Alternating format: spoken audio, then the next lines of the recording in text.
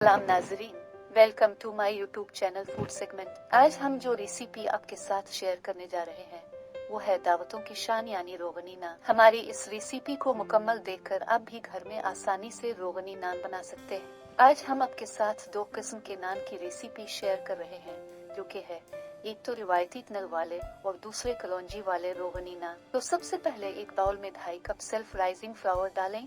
ये बहुत आसानी से मार्केट में मिल जाता है। इसमें पहले से मैदा में मीठा सोडा और बेकिंग पाउडर शामिल होता है। अगर आपके पास ये ना हो तो आप मैदा इतनी ही मिकदार में ले लें। इसके साथ इसमें गंदुम का आटा आधा कप शामिल कर लें। इसके साथ ही इसमें ईस्टा खमीर डाल दें। ये बेकिंग पाउडर है जो कि आधा टीस्पून है।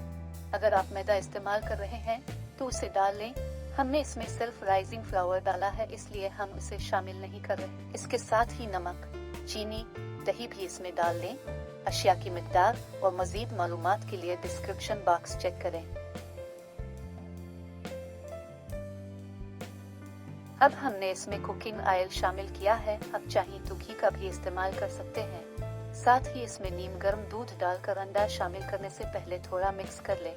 नीम गर्म दूध के साथ अंडा सख्त हो सकता है।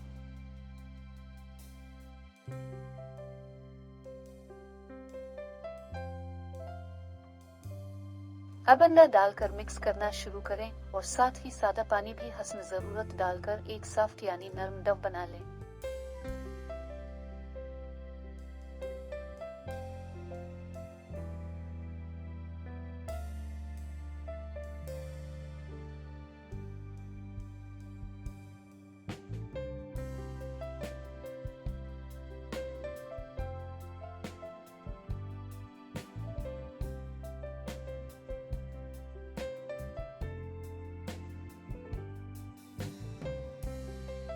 डव बन जाए तो उसकी सतह पर ऑयल लगाकर गीले कपड़े से ढक दे और इसे किसी गर्म जगह पर रखकर इतना रेस्ट दे कि यह फूल कर डबल हो जाए। गर्मियों में इसे 1 घंटा लग सकता है जबकि सर्द मौसम में इसे 2 से 3 घंटे भी लग सकते हैं।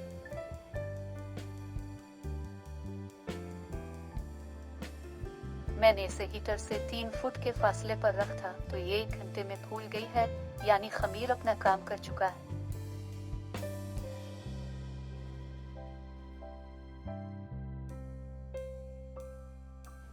इसके अंदर खूब एयर बबल्स बन चुके हैं। अब किसी हमवार सतह पर थोड़ा मैदा छिड़क कर इस पर ये डव निकाल लें।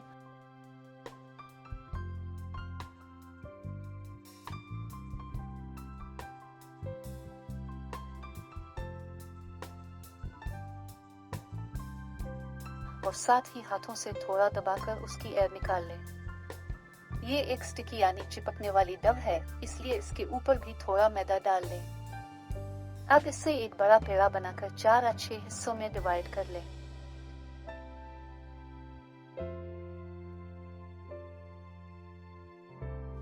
इतनी मिकदार से 4 दरमियाने या 6 अदद छोटे साइज के रोगनी नान बन जाएंगे। अब उनके हाथों से पेड़े बना लें।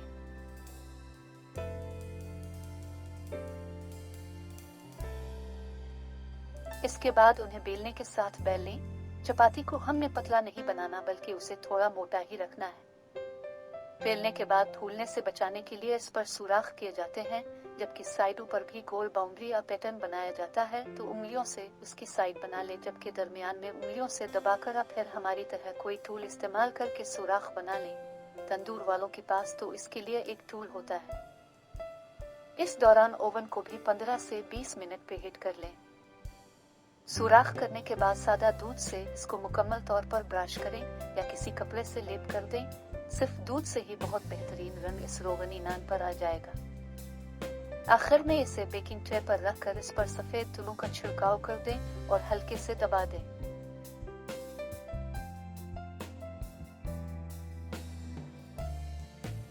अब उसे पहले से गर्म ओवन में 5 से 7 मिनट तक बेक होने दें, लेकिन साथ ही इसको चेक करते रहें क्योंकि हर ओवन की अपनी अलग स्पीड और हीट होती है तो एहतियात रखें और चेक करते रहें। देखिए बेहतरीन रंगत के साथ रोगनी नान तैयार हो गया है। इसे गर्म गर्म निकाल कर इस पर पानी का छींटा हाथ से स्प्रे की बोतल से लगाएं और साथ ही इस पर देसी घी या मक्खन ब्रश कपड़े की मदद से लगा दें। तैयार है बेहतरीन रिवायती रोगनी नान, जो कि है दावतों की शान।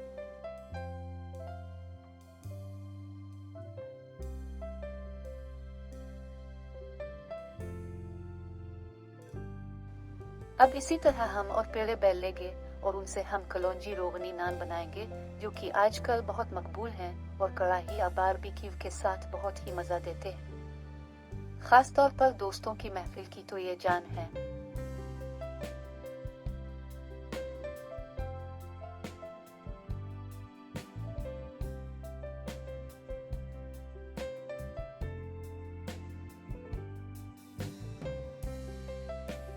इस नान पर हमने ये दूसरा टूल सुराख करने के लिए इस्तेमाल किया है।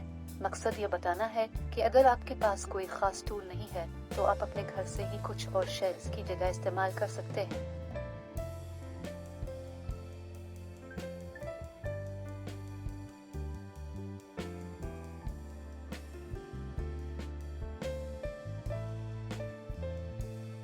अब दूध से कवर करके इस पर कलौंजी के बीज लगाकर होले से इसे दबाकर बेक कर लें।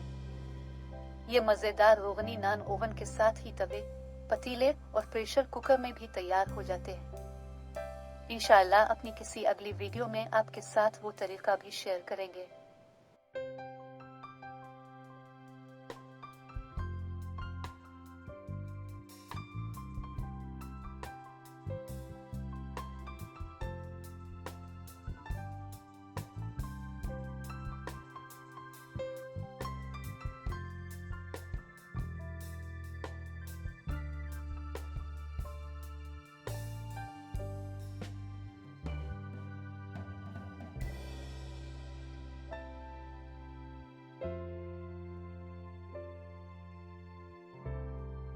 चेक करें इस नान की नरमी और खस्तगी।